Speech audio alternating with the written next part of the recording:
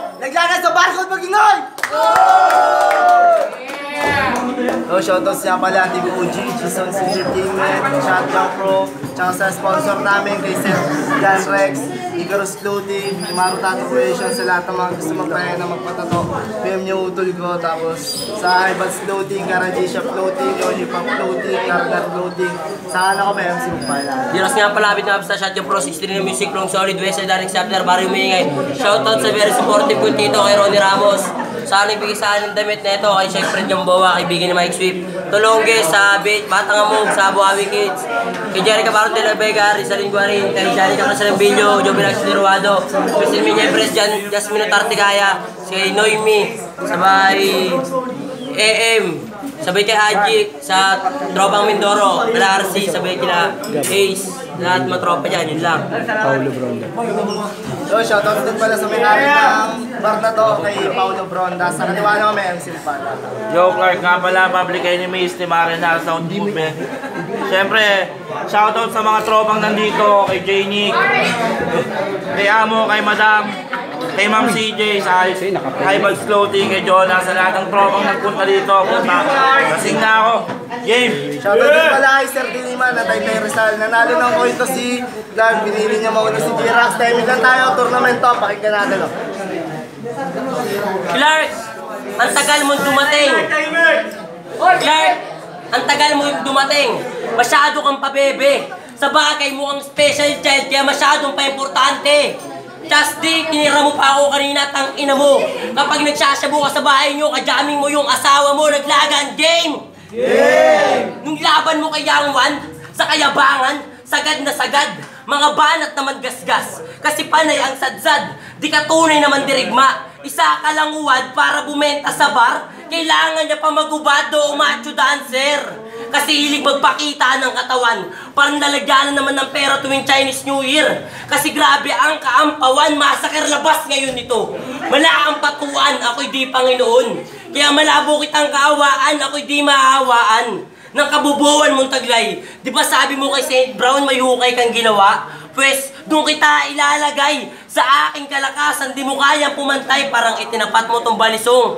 Sa espada ni Panday, sa patalim ko kinumpara. Yung ating kalakasan, pangalan nito only sa poster. Pwede mo nang ikisan, iguguwid ko sa kasaysayan, araw ng iyong kamatayan, March 31. Araw ng pagkamatay mo sa laglagan, nakala mo kung sino ka. Porket si only one iyong tinalo, hindi mo mauuto. Mga taong matalino, nagugutom ka nun Clark, kaya ka nagpaluto, binigyan mo lang urado ng damit, kaya ka binoto. Pinagmamalaki mo lagi yung public enemies mong grupo. Sabi sa akin ni Lucky Nine, si Wanlay Ace at Slackwell lang daw yung magiting yung sundalo. Pero kapag dating sa duelo, ikaw yung pandayot pambato. Pandayo bilang pinakamalakas na magbato, pero ba't wala kang solido? Nadalang bara, ikaw lang yung adik na kilala ko. Na walang tira, pero napakabait niya sa kanyang mga tropa, kasi sa kanyang bahay tae, doon siya nagpapatira, isa sa pinakamahusay sa kampo. Ang pinadala dito sa duelo, patay itong kalaban ng publiko sa hitman ng Shotgun Pro. Babang! Hintay mo lang malat para kay Clark. Putang ina nito. Nagsasabu daw ako. Oo, aminado. Kadaming ko yung tatay mo. Amina mo. Tapos Shotgun Pro ka, ulol, walang tira yun. Ako, public enemies, matagal na kami nagbabaon. Ano, tangin na ribat pa lang. Yo, game? Sa aking muling pagsampa, dito sa entablado, talagang sasamain tong gago. Tila ako'y nagutumat, namiss kong kumain ng tao, kaya game! Muli akong sumabak sa larong kinagisnan. Kaya si Bak tong pusi. Total, babayaran mo naman. Binago ko aking istilot. Di ako nagbaon ng awa. Di ko idadamay ang syota mo. Di ako tumitira ng Bisaya. Ngayon sa aking pagbalik, king ina maalarma ka na boy. Akala mo hanggang tuhod lang yung lalim, yun pala ay kumunoy, kaya malabong makaisa tong may gatas pa sa labi. Ako ang hadlang sa hangad mong kampyonato, mala Muhammad Ali, wala akong pake sa talent fee. Ang pakay ko ay simple lang. Pagtapos ng duelong to, pangalan mo ang may patlang kahit bituka mo'y halang sa akin uurong yan, ungas ako'y double dead kung pumatay. Kaya botsa ang labas nitong basurang nag-angas, mababalian ng sanga. Sapagkat para ka lang sentabo. Kasi para sa karamihan, wala kang halaga, tsaka kada lines mo meaningless. Kaya paano man nanalo to? Double action, bara ko, kaya tagos sa nung buto, ako'y walang sinasanto, kalamo kay sis terrorist sa aking pagbalik. Akin ang kampyonato way back 1996 at oo, hinalintulad ko kay Jordan ang pagsali ko ngayon. Kasi dahil sa akin, kabilang ka sa mga malabong magkampyon, di ba ang ating division ni kay mababang uri, malabo tayong magpantay na parang Lebron at Kyrie, libong milya diferensya, gamitan man ng Wikipedia. Ako'y magbimistulang maestro mo, ito'y leksyon mo na bata, kaya tsansa mong manalo, parang mukha mo. Wala nang pag-asa. Mahusay na manlalaro to, di ako umaasa sa tsamba. Kasi ito ang realidad at masakit ang totoo. Magdeklara ka man ng hold up, di ko ibibigay lahat sa'yo. Pano? May tips yun ah. Time. Pangalang bagat ni Jirax. Babalian ng pakpak para sa sasahig lumagapak. Tamang ikaw si Jordan kasi puro ka lang dakdak. Tanginan to. Patay to. Itong kalabang kong ambog. Ako nga yung kumunoy kaya sa akin kalubog. Tapos kala mo kung sinong veterano tong homie. Paalala lang may tinalo na akong public enemy si Jepsy. Naglagan game? Clark, wag na wag mong mamaliitin ang yung nasa harapan. Mas malaki ka lang sa akin. Pero di mo ko kayang angatan. Mahangin ka. Kasi yung Clark, airbase paliparan, wala kang narating kahit marami kang napuntahan, hilig mong mangmata. Porket ikaw ay naging asset, kakahanap ko ng butas, nguso ng baril ang iyong nasilip. Bubulag tato, panigurado. Pagkatilo'y aking kinalabit, rounds mo'y lalagyan ko ng krus, ganun ako tumarget, kaya tama na. Kasi may tama ka na. Tama ba? Tuloy tinamaan ka. Pinakamalaking pagkakamaling desisyon na nagawa mo sa buhay mo. Sa akin lumaban ka pa, permanente mong iindahin. Sakit ng aking bara, bars ko parang tato. Sa katawan mo magmamarka, mapagmataas ka masyado. Kala mo di kita kayang maabot, wala ka namang sabog. Basang paputok, ubot ka ng pagkakupal kasi nananatili na supot, sisingawang yung baho. Na parang umutot ng laban mo kay St. Brown, si Lucky 9E yung tinira. Sabi mo sa kanya, bagay siya sa hoodlum kasi ang haba ng kanyang mukha. Tapos sinabi mo na yun, di ako natuwa, kay aking kinaya, peke kang kaibigan tol. Kasi nga traitor ka, tumitira patalikod. Ganyan talaga kapag duwag, dapat nag-8 bulls ka na lang. Para mayroon ka namang bayad. Dinadaga ka niyang dibdib, kaya buntot na babahag, tagilidan yung lagay. Parang mata ng balag, ito'y ehersisyo mo lang. Dito sa aming paaralan.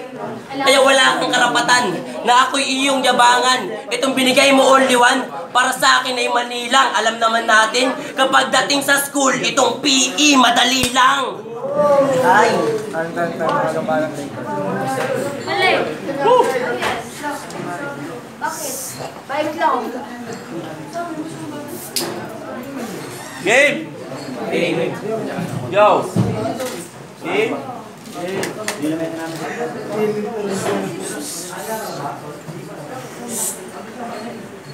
Ngayong ikalawang yugto, ako'y medyo malumanay. Baka magka-trauma na si Gago pag naglabas pa ako ng sungay. Ito na ba yung kalaban ko? Puta ang wak, para akong boksingerong nag-practice. At ikaw yung punching bag, walang kagana-gana to. Kahit sang angulo si Patin. Ganyan pala kayo dito tumanggap ng bisita.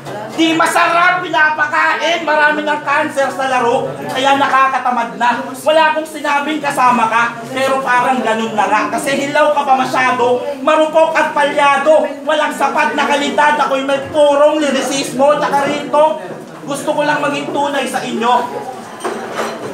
Kasi yung mukha nito, pwede nang ipalit sa logo ng Chicago.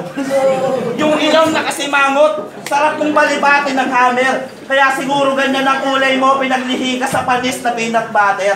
Hindi ka mas better. Ako ang numero 1. Mananalo ka lang sa akin pag pinaburan ka ng Pangulo. Tangina mo Leni Robredo. Tangina mo Leni Robredo. Tangina mo Leni Robredo. Tsaka, yo, Pasensya na, kahapon lang ako nagsulat eh. Tangina mo, Lenny Robredo. Tangina mo, Lenny Robredo. At wala akong pake sa buhay mo. Kaya di na ako sumagap pa ng info.